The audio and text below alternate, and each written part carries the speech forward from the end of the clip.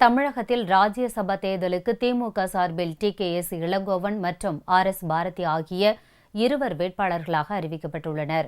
அதிமுகவைச் சேர்ந்த நவநீத கிருஷ்ணன், பி.எச். மனோஜ் பாண்டியன், ரஃபி பெர்னாட், திமுகவைச் சேர்ந்த கே.பி. ராமலிங்கம், தங்கவேலு, காங்கிரஸ் கட்சியைச் சேர்ந்த சுதர்சன நாச்சியப்பன் ஆகியோரின் பதவிக்காலம் முடிவடைகிறது.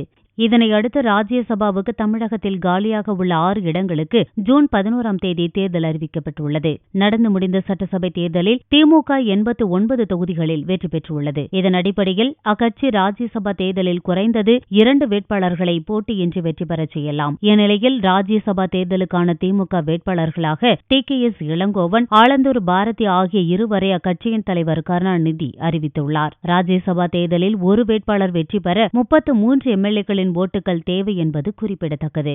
கடந்த 2013ஆம் ஆண்டு நடந்த ராஜ்யசபா தேர்தலில் திமுக மகளிர் அணி செயலாளர் கனிமொழிக்கு காங்கிரஸ் ஆதரவு அளித்தது. எனவே இம்முறை திமுக தரப்பில் தங்கள் கட்சிக்கு ஒரு இடம் வழங்கப்படலாம் என்ற எதிர்பார்ப்பு காங்கிரஸ் கட்சியில் நிலவுகிறது.